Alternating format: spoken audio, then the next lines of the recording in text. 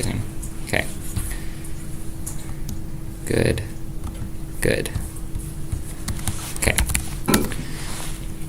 Welcome back, students. I hope you're all having a lovely opening days.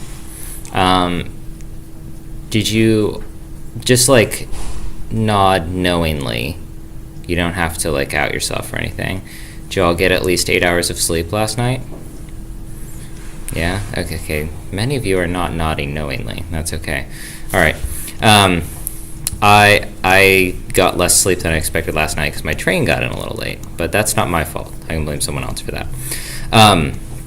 So I think last time I started talking mostly at you, less to you, about Python. And maybe that was fun for all of us. Did we all have fun yesterday? I'm seeing everyone agreeing a lot. That's incredible. I'm so happy that we all feel the exact same way about it. This is where I came, and I think you know how to find this. It's linked from Canvas, but also you can do the Calvin Willamette thing. Wait, am I losing? Am I lower down than? No, I'm second. Okay. Whew. Thought I was in big trouble there. So here we are. We're on the calendar. We were doing learning Python and exercise. I can kind of go to either one of these things. I introduced why I'm teaching this. I introduced the running example. We'll switch to slides here. The running example. The running example was this piecewise function, which a student was trying to solve, and I was helping the student, and I was using Python as a way to describe the solution to this, right? And so we stepped through this. I said, oh, this is actually a real problem, right? We can debate the merits of that. And then from there, I sort of started taking step by step how to do each one of the components of what we see over here. So I said, okay, well, we do this 9x squared plus 5. That's just arithmetic. You know how to do that. We have to keep in mind the difference when we sort of get into programming universe that we are evaluating expressions. So we're typing in something that has some value, numerical or perhaps Boolean, and it becomes that value when we evaluate it. So this is where I opened up the terminal, and I opened up Python inside my terminal, and I said, I can perform calculations here. Wait, it's plus 5 maybe? And so we now have expressions that can be evaluated to something, and we can do sort of arbitrarily complex mathematical operations, right?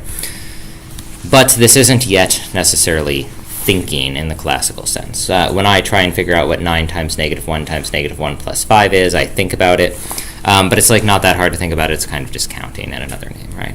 So we additionally introduced the notion of doing things different ways based on what's happening, and I used the example of going to the grocery store and buying different yogurt based on how much different stuff costs, right?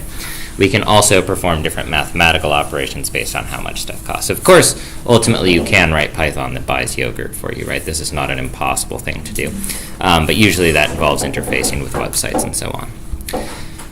Many of the things we type into programming languages are ideas that we're familiar with and are interested in expressing, but we have to type certain ways, and we use the example of less than or equal. And we also got to see our first example of error messages, which are just when we type things that Python doesn't understand.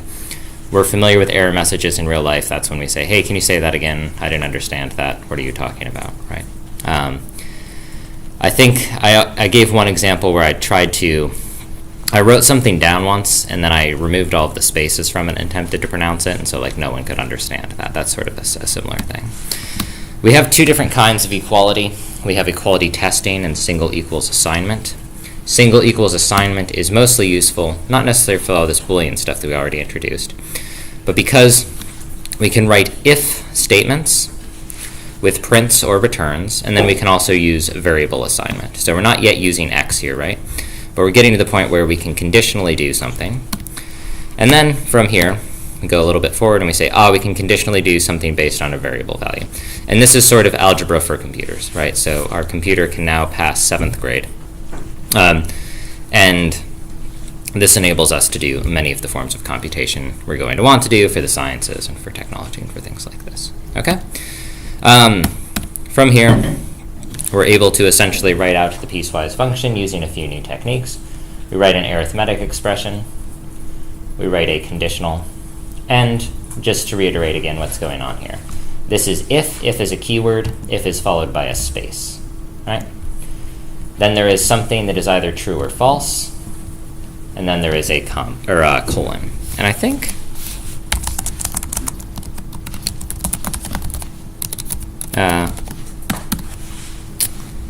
let's see, x equals 2.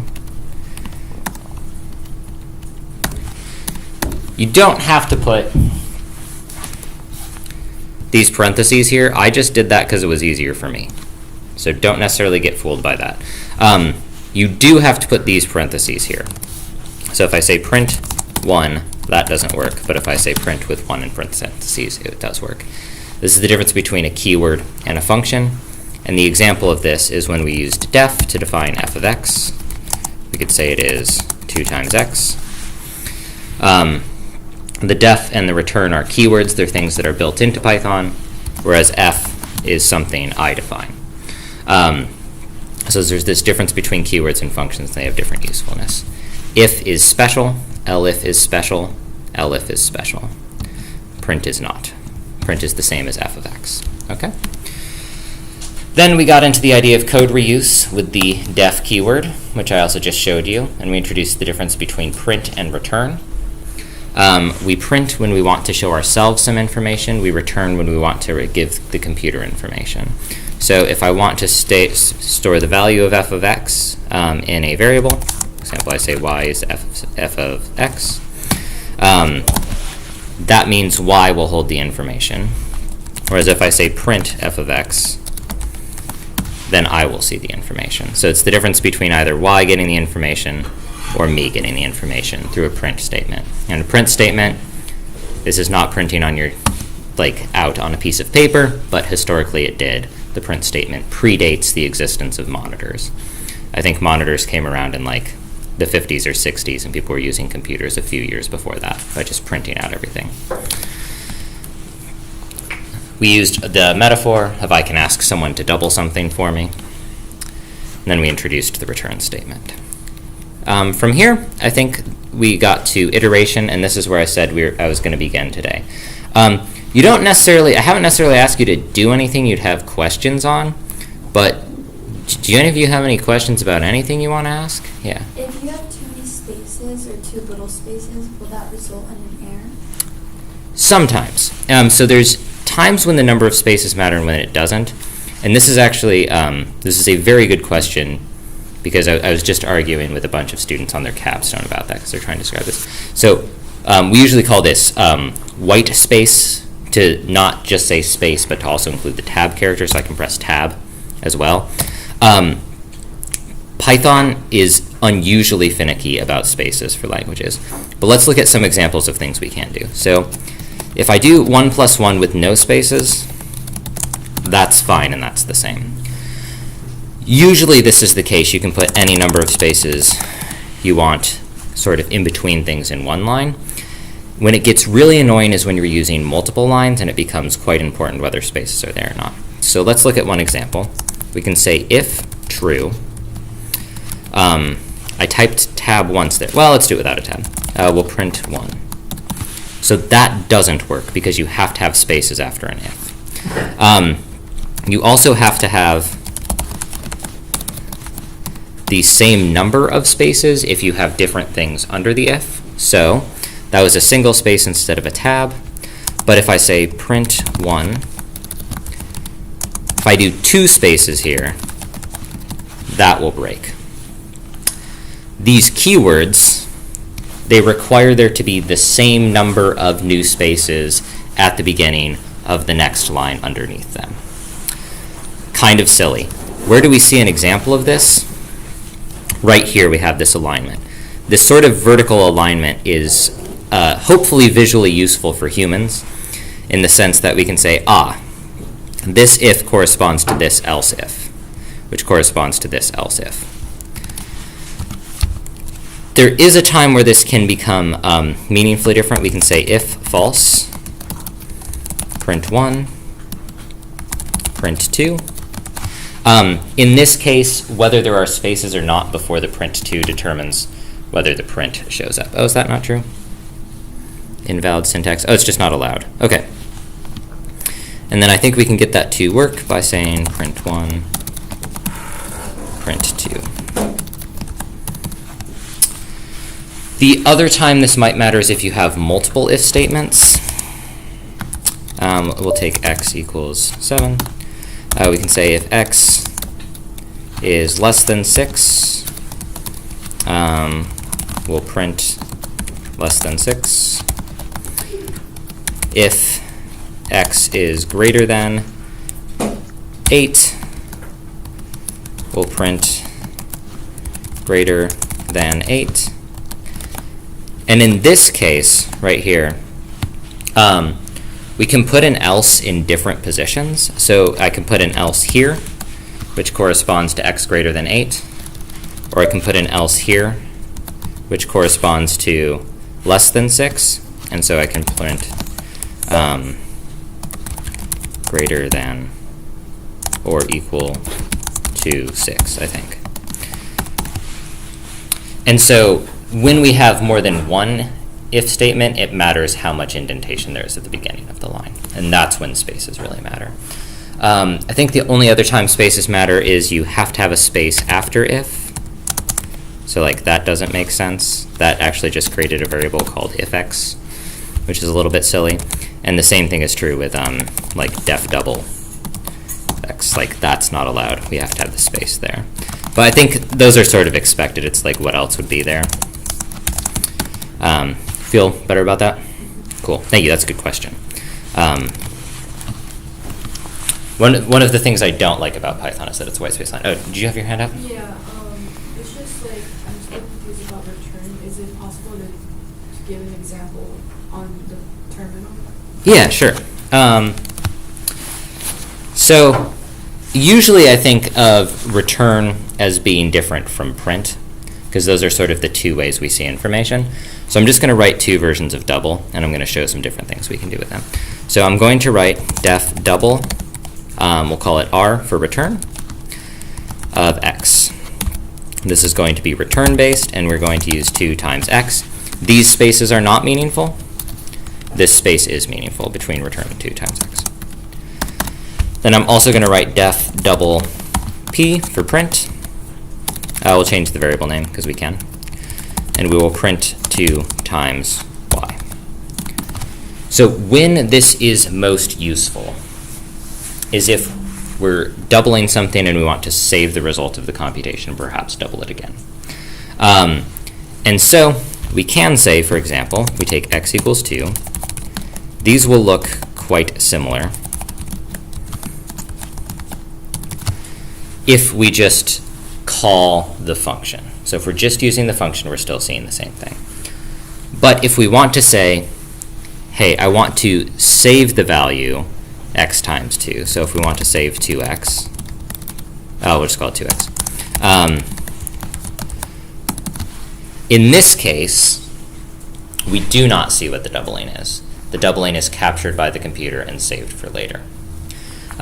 This will be most useful, for example, in the future when you're calculating income tax brackets and you apply a marginal tax to part of an income, and then you change the income and also save how much tax you spent. So that's when that will come up, and that's why I'm teaching this.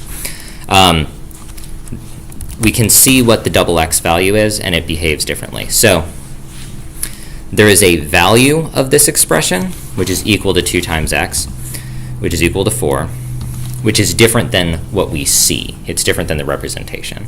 So it's sort of a difference symbolically.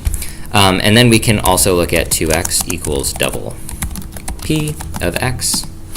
In this case, we see the 4. The 4 is sent to me. It's like an email that I receive. But there is no value in 2x. When is this especially useful? Well, we might want to be adding things together. For example, what is 7 plus 2x? Oops. I was able to put in an entire new line there. I'm going to fix this, and then I'm going to answer your question. Double rx. And this does not work with double p. Yeah. Is double rx kind of like f of x? It's like the same. Yeah, we could call it f of x. The underscore there. Yeah. Okay, it was just- Yeah, it could be also called anything else. I could call it double return x times u, right? Like that. It's just a name for a function. By convention, in Python, we often put underscores where we would put spaces in names. So I just used that. You can also envision this. This is oftentimes a way people stylize like a subscript R. So yeah, I just had to name it something, and that's what I did. So if I'm getting it correctly, it kind of, by using return, you're saving the value of double Rx, and like you can use it later for another expression. Yes.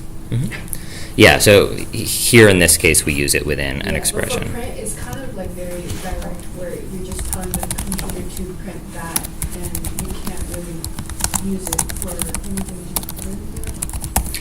Yeah, it's sort of like print is kind of like turning in your homework or something. You can't mess with it anymore. Yeah. I think this one will be pretty weird. Okay. I'm going to double 5 and print it, and I'm going to add that to doubling 7 and printing it. When I press enter, first this expression will be evaluated. This expression will cause a 5 to be printed, and then no value at all to be returned. We're going to add no value at all to the result of this print. And so what we're going to see is something very strange. We see the 10 from doubling this, and we see the 14 from doubling this, and then we get an error because we're not able to add print together. So this is not allowed, but we still see printing information from it. A good way to think of this is when you print something, there actually is some value there, but the value is nothing, and you can't add nothing, you can't subtract nothing, you can't really do anything with nothing, but you can print nothing. This is going to look really weird. This will print.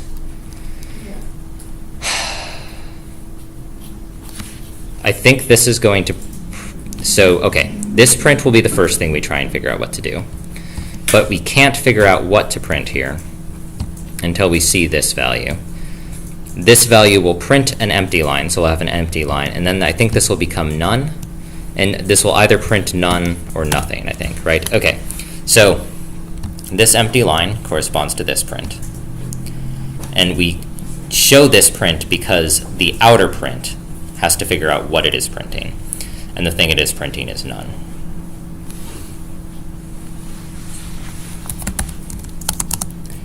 Double P7.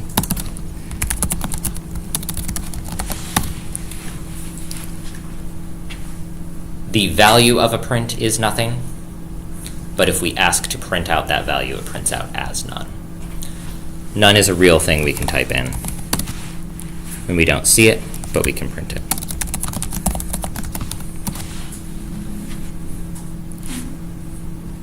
This is a confusing topic, and this actually, the presence of none in Python is one of the reasons I don't like the language. So white space and none are kind of two things I don't like, but they do come up. Other questions? These are good questions so far. So if you want to talk about anything, we should do it. Yeah. Earlier in the lines of code, you put double and return as part of the same thing with no spaces. Is that just like here? combine the two effects of each individually? That is just creating. That's creating a new name. Yeah. So I could make a function called add, which will take x and y and return x plus y. I can make a function subtract, which takes x and y and returns x minus y. These will behave as you'd expect.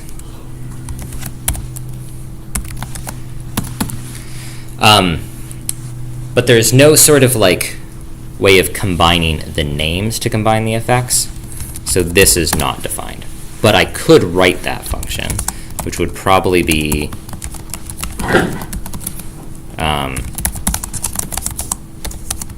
and then it would be defined. And that was the same process I did with double return. Thank you. Yeah. I have a question. If you're doing double return and writing it out, can you also do like a double underscore R? I can, but only because I wrote both of them. Okay. And I think the best example of that is here I just wrote add sub,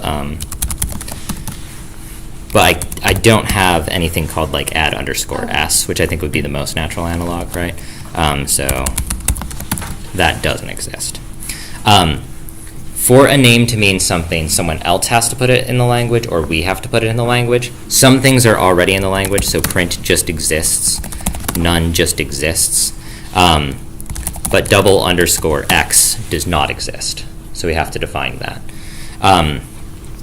And so whenever you see me type something in, it either has to be a name that's in the language, which usually I'll try and remember to teach you those if you need to know them. So like pi is not defined, but could be. We can say, and that's not exactly correct, right? That's fine.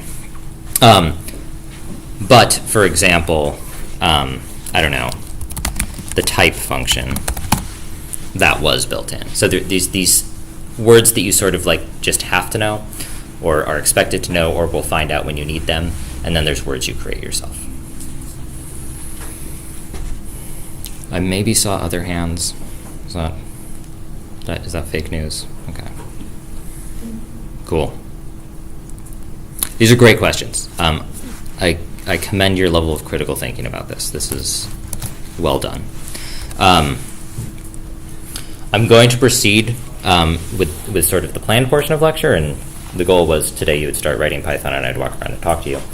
But do stop me if you have questions about anything, right? Including like where the nearest Safeway is. That's also fine. So we've used computers to perform computations once, and that is good.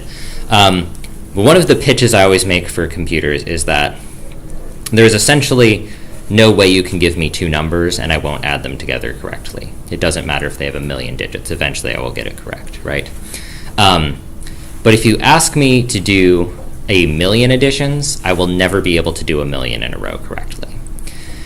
And so one of the real things that changed with the advent of computing technology is suddenly we can do 1,000,000 calculations or 1,000,000,000,000 calculations and expect all of the results to be basically correct, right? This is a big deal, and mostly it was a big deal for climate, space. What's the other one? It's actually been a big deal in finance, which I guess I don't care about, but it mattered a lot or something. And the way this is done is with iteration. We can write some expression in Python, and then we can just run that expression 1,000,000 times over different input values. And those input values can be arbitrarily complex. We're sort of building up eventually in this class to machine learning and artificial intelligence. Well, the artificial intelligence, we can think of it as being a function that took like 1,000,000,000 inputs or something. And the 1,000,000,001th is the question you ask it. And then it takes those 1,000,000,000 inputs, makes a function, then decides how to respond to the next one, right? So really they're close to being big functions. I did this with the piecewise example, and I'm going to go ahead and write piecewise again, so we have the example up. Does the screen look okay? All right. So I'm going to say def piecewise of x. I'm creating the new name piecewise, but I'm using the built-in notion of def. After def, I have to do a space, then I do the name of the function, and then I do parentheses around the arguments of the function. This is a function that takes one argument, which we called x. So that's in parentheses, and then I do a colon to end the line. Now my indentation matters. I'm going to press tab once. I could easily press space instead. If, I think it was x is less than 4, and I'm not going to do parens this time, x less than 4, I believe it was 9 times x plus 5. I think that's correct. And I need to return this. If I don't type return there won't be anything wrong. And actually, we can just see this. There's nothing wrong with this. It's just the case that if I compute piecewise of 3, I get none back. And the reason for that is the only value I get back from a function like this is if I see something if I print it, and I can store the value if I return it. This calculation is still being performed, but the answer isn't going anywhere. It's not being printed, and it's not being returned. So I'm going to add a return statement, and we can look at the difference. I'm pressing just the up arrow to get these things I already wrote back.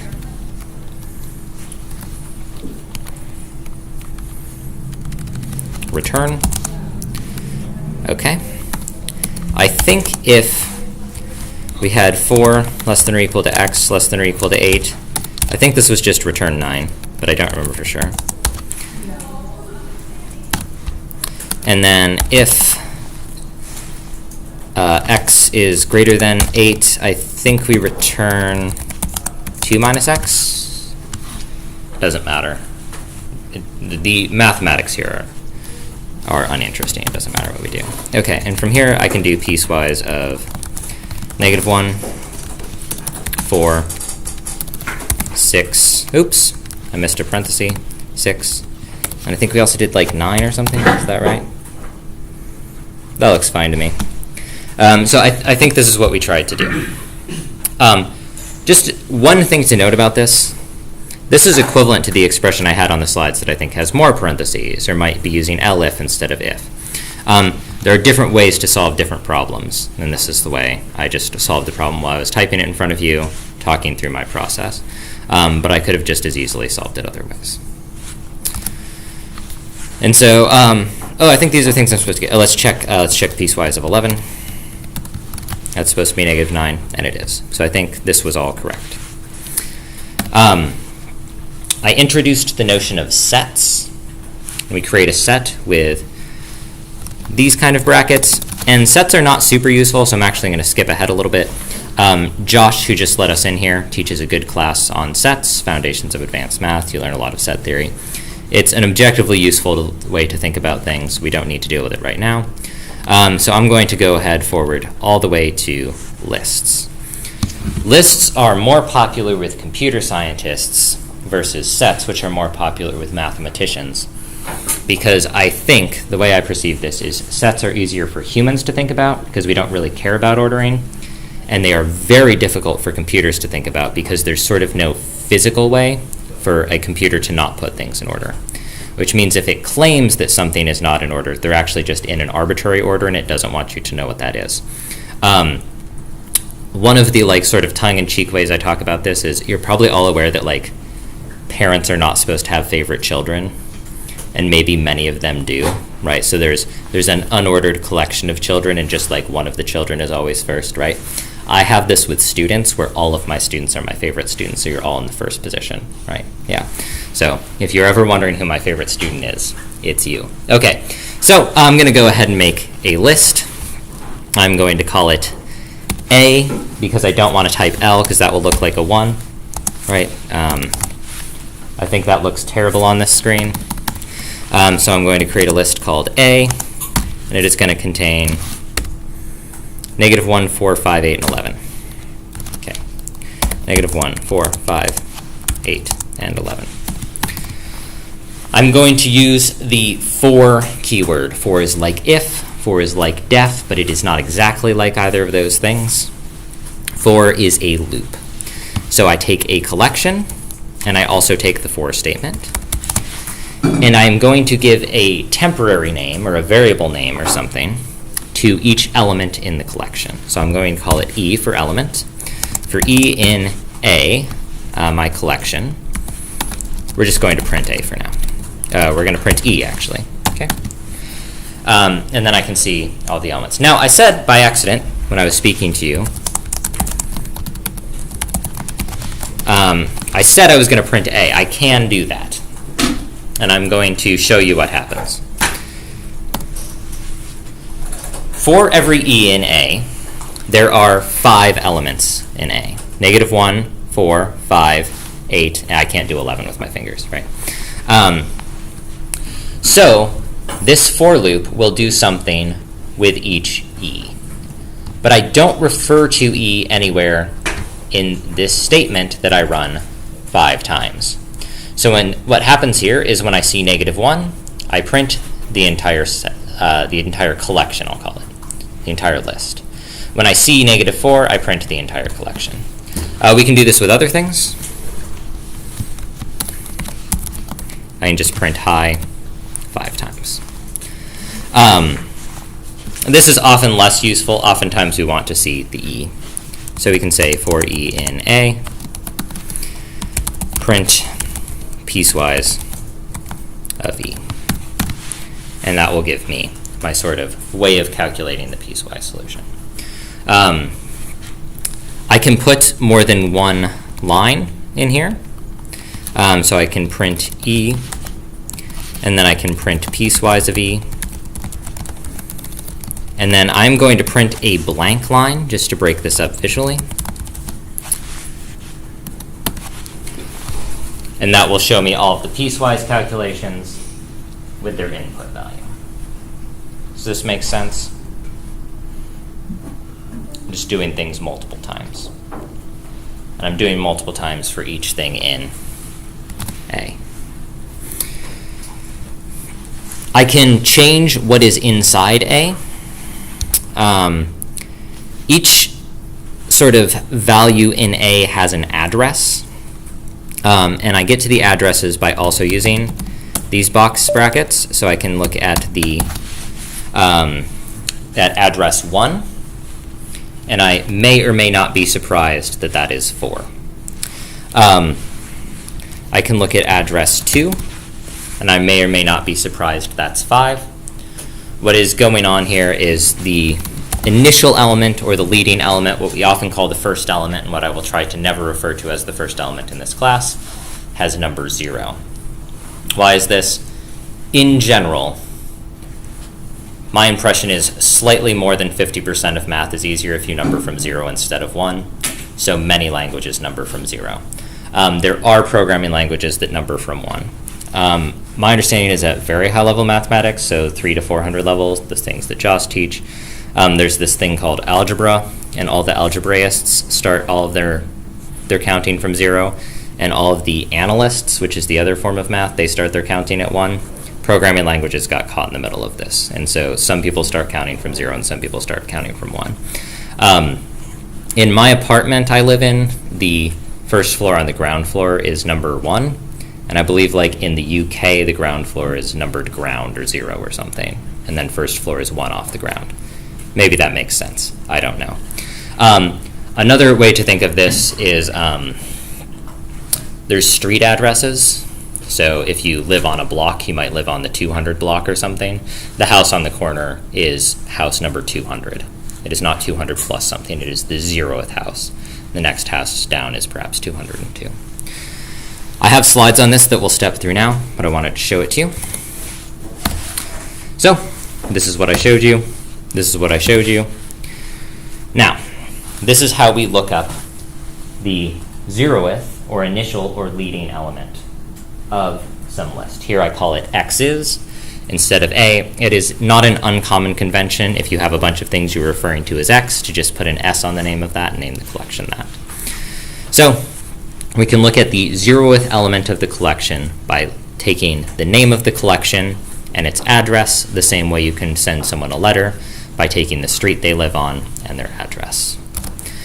We can also change these values using single equals assignment. If I have some value X, I can change its value,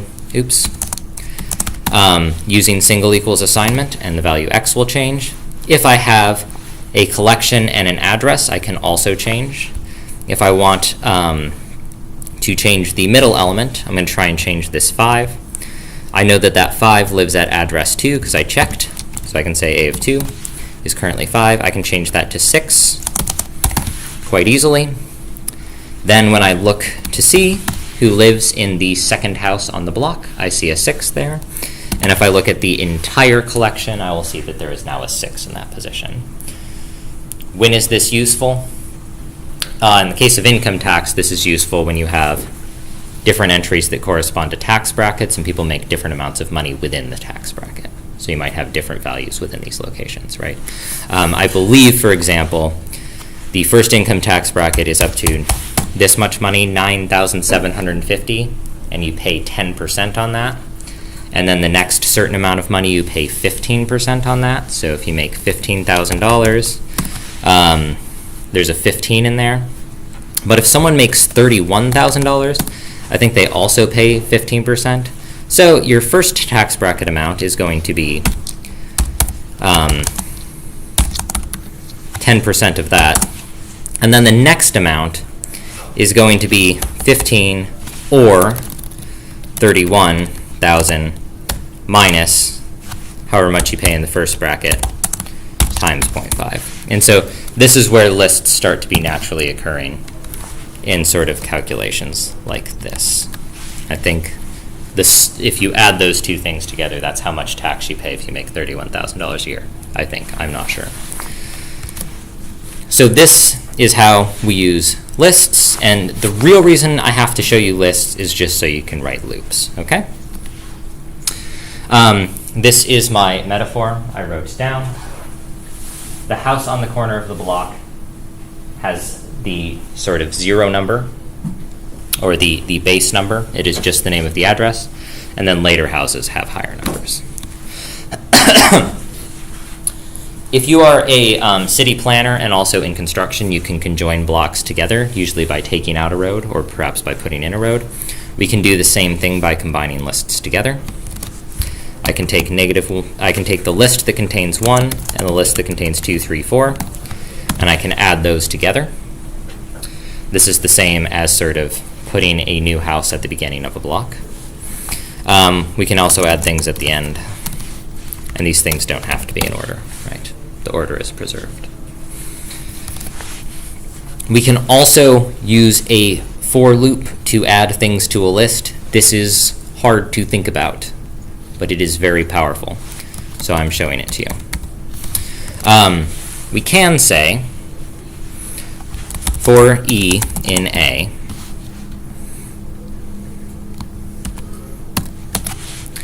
what do I want to do? I'm going to say perhaps A, oh, I needed to create a list outside, right? Okay. I'm going to create an empty list. What should I call it? We'll call it B because we used A for the previous one. And this has nothing in it. I can put none in here, right? So I have a list that has nothing in it. There it is. It is a block with no houses on it. And I can say for E in A, B, which is the list, will be equal to the current houses on the block. Oh, B for block, that's perfect. Plus the list containing the piecewise of E. There's a lot going on here. This thing starts as empty, and then I add it to the list containing some numerical value. And this will build up a list over time. We can do this same thing manually, and then I can say for E and A, let's see, I'm going to print piecewise of E. Wait, I'm missing a parenthesis? Okay, there we go. I can perform the same step. So I have B, and I can say B equals B plus piecewise of, it's just plus 14, because I already calculated piecewise. Okay, so I can do this calculation. I'm going to take the name of a variable, B, and I'm going to set it equal to the calculation over that variable and something else. And that gives me a B of 14. I can do this again with 9, and I can do this again with 9, and I can do this again with 9. That's the 3 9s. And then I can do this again with negative 9. And that happens. I think I expect that this B equals B plus something will look odd to you, but we can also do it with x. I can set x equal to x plus 2. What will the value of x be after I do this?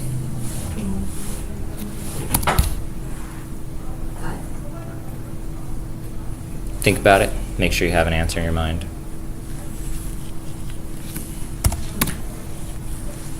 So it is 5. I can do that again.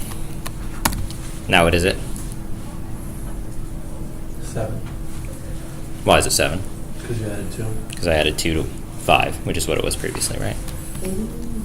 Now what is it? 9. Now what is it? 18. Look, we're as smart as computers, right? They're not smarter than us. We can take them. All right. This is when it gets really hard. I don't know what 18 to the 18th power is, but I bet it's a big number, right? So, this is how I add lists together. This is a little technique I wanted to show you. I believe at this point in time, there's this expression called Turing complete, which is when you know enough of a computer language that you can solve any problem a computer can solve. I think my claim is, before the first day of class, I taught you enough computer science that you can solve any computer science problem. That doesn't mean you want to go out and do that or can do it efficiently, but it means that if I ask you how to do anything, you can justifiably claim, ooh, I couldn't figure out how to do that knowing what I know. But it is not the case that you can't do it given infinite time and energy and resources. Right? You now require looking up no additional techniques. I do want to caution you about something. There's things we can add together and things we can't. We recall that we cannot add print to print. That's reasonable. This is a little silly, but you can take the parentheses off and you can't add things called print together. We have a number x and we have a collection a. We cannot add x to a. If I want to put that x inside of a, I have to somehow get it to be 2 things that I can add together, which usually have to be 2 lists or 2 numbers. So I can add x to one of the values in a, and I can also place x at the beginning or ending of a by putting x inside a list, like so, and then adding that list to a. And that's totally fine.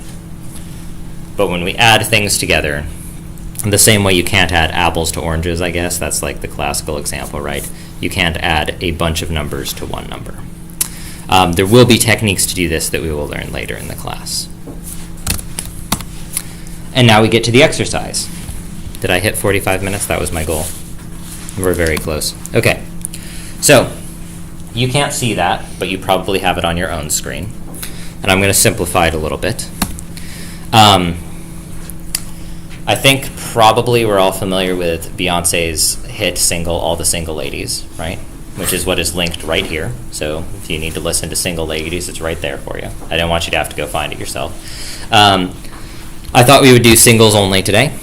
And we see I was a little bit off. I think I previously said I thought the income tax cutoff was 9750. Apparently it's 9275. I didn't know that. But these are the income tax rates, and I think this is harder to read than this is, right? So how's this work? You have the expected starting salary of an electrical engineer, which is $80,000. That means you pay a rate of $10,000 on your first $0. Let's calculate that. So I have my salary is $80,000. I pay 10% up to 9275. So my tax is 0.1 times 9275. And that's only the first 9,275. So after that, I have money left that I am going to keep having to pay taxes on. So I have some amount of money between 9,275 and 37,650. So I can find how big that bracket is. 37650, right? 37650 minus 9275 is this much. That much is taxed at 15%,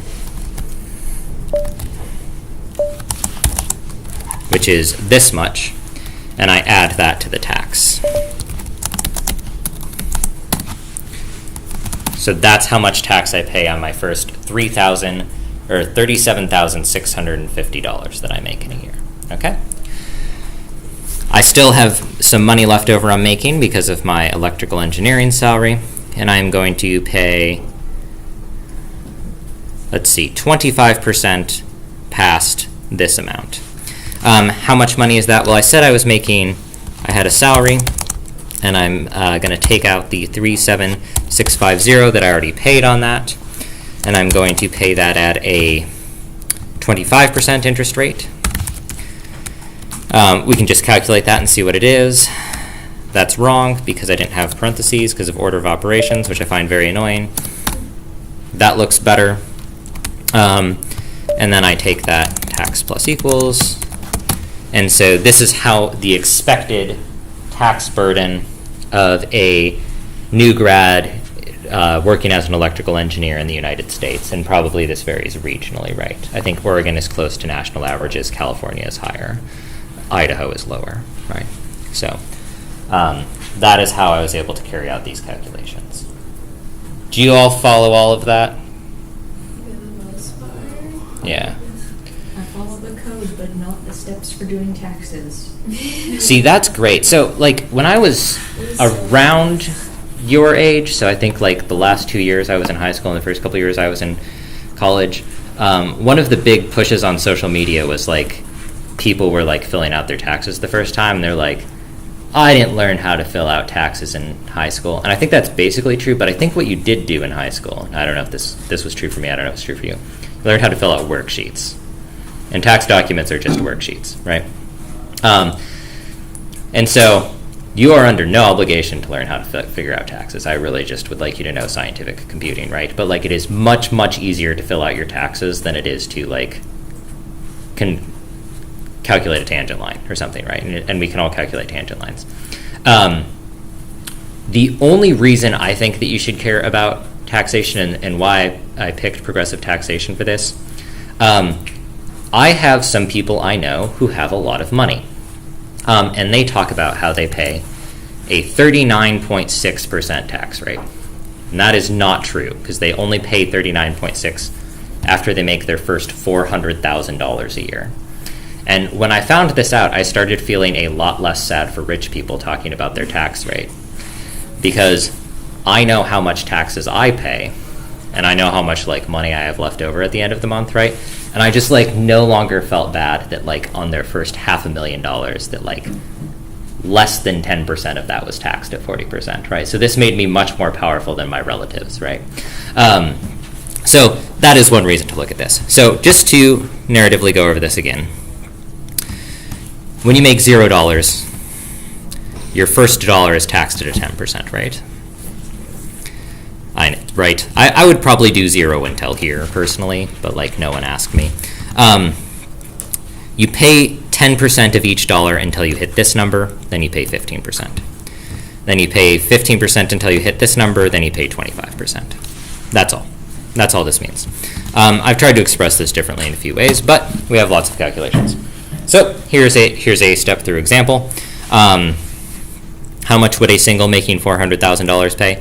I think I have one of my colleagues that decided to work for Amazon instead of teaching that I think is making about this much. So that was the motivating example. So this person pays 10% on this much, 15% on this much. So this is the second rate, right, between these values. 25% on however much this is, 28% on however much that is, and then 33% on the last bit. My colleague that I believe went to school for 10 years and works for Amazon, a $1 trillion company, and cannot afford to live in the Bay Area and had to move to Portland, does not pay taxes in either of the two highest income tax rates. Taxes would still be going down, right? I don't know. That was interesting to me when I found that out. This is how I wrote this in Python. I said, well, your amount you pay in the first rate is X, amount in the second rate is Y, third rate is Z, and then I just used RS because I was out of letters, so I started at R. You have to start somewhere. And so this is rate times amount paid at that rate. Visually, this probably makes sense to you. I don't know if this politically makes sense, but it probably makes mathematical sense. How what I'm describing over here is represented over here in Python, right?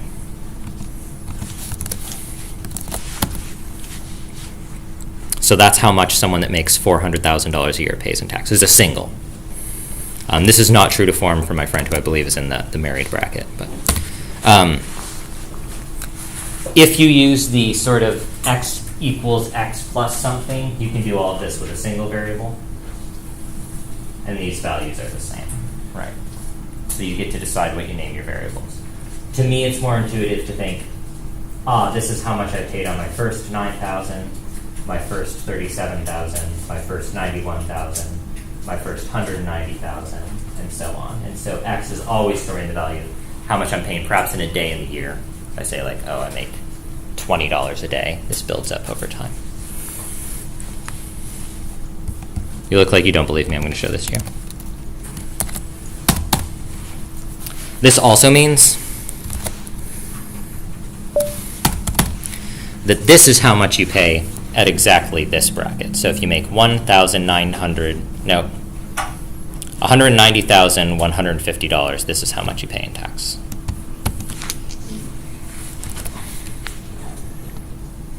The one on the left is like culminating, so like X is constantly changing the value, so that's why the most updated value of X is how much taxes you pay. Yes, I broke my brain. I can't tell where my mouse is. There it is. Okay. Right. So we can say, yeah, this isn't too bad. There's X. Okay. We can add something to that. There's X. And then X increases over time. Up to 91,000, this is how much we get. This is helpful if you want to calculate exactly how much you make at, or how much you would pay in tax at exactly 6 figures, which is an important inflection point for many people. Does that look like $100,000? Yeah. So if you make $100,000 a year, here's a great example of, I think, how this shows up in like news media and so on. Say I'm making $100,000 a year, like, in my tax bracket, people pay 28% in taxes. Not true. You pay 28% on the last dollar, but your effective tax rate is only 21% because you only pay $21,000 in taxes. I found this interesting. I have like a family member that worked in oil industry for a few years and refers to CNN as the communist news network, right? It's fun to have conversations with this person about how tax brackets work, right? Here are the solutions. Oh, this is a bonus. X equals X plus 1 is the same as X plus equals 1. You can use whichever one you want. I don't care. This literally is just shorthand. So after all of the talk about how you can't just smoosh two operators together and then it does the same thing, remember when I was like, hey, there's no such thing as add sub. There is such thing as plus equal. So there you I was go. wondering what that was earlier. Yeah. Yep. And you can just keep doing this. It's great fun. So I thought I would show you that because you'll see it if you Google anything. Okay, now it is time for your exercise. Your job is to write the function that returns how much money someone pays in taxes, given their salary. So, for example, it is very easy if you do just the case of people that make $99,275 or fewer dollars per year. And I will write that for you. I called it single tax because it's the tax. I almost said it's the tax on being single, which is not true. That's not what it is. It's something else. This is easy. It's return 0.1 times X. And this is very accurate if you make $5,000 a year. Nope. And it is very inaccurate if you make $100,000 a year, because we previously calculated you actually pay twice that amount in tax, right? So you will need some if statement, and you might need some combination of other techniques. There's 3 slides left on here. I'm going to step you through what they are, just so you know what they are. This is the exercise to work on. Slide 70, it's also on sort of the blog style post. Here's the solution. You can click this and you can spoiler yourself whenever you want. That's up to you. And then here's a way of testing it. We'll do paste. I didn't know this until I showed it to someone, and it's obvious in hindsight. I mentioned you can put spaces in a lot of places. This is just one list. I just wrote it on different lines. So this is wrong now. But just so you know, you can write anything you want like this. You can even put a parenthesis on the last line. So that's just a different way of writing lists. And so this is the list of actual solutions, right? And we see this is what we agreed on for $21,000. And there is also a challenge problem, which is calculate at what income does the tax rate reach the second highest marginal tax rate of 35%. So this is, I'm talking with my rich people that I know and love, that I know, and they're complaining about how many taxes they're paying, right? And they say, hey, I pay a 35% tax rate. And oftentimes people will say this if they make around $400,000 a year. You actually have to make close to $1 million a year before you pay 35% of your salary in tax, and absolutely no one pays 40%, right? So here's some code to look at that, and you can check that out if you're interested. Okay, so at this point in time, I would usually say ready, go, and you would start working on this. Should I scramble them up so they're meeting new people? Sure. Scramble yourselves up, but like not too much, just like a tasteful amount, and work on this in groups or not. You don't have to work in a group if you don't want to, but you're welcome to do so. And I'm going to walk around, and mostly I'm going to be reviewing your names, but I've given you something to work on while I do that. Okay? Ready, go. And actually, the first thing I'm going to do is go get some water. I learned how to do taxes in high school, and I still can't remember all the math steps. ADHD strikes again. Yeah, okay.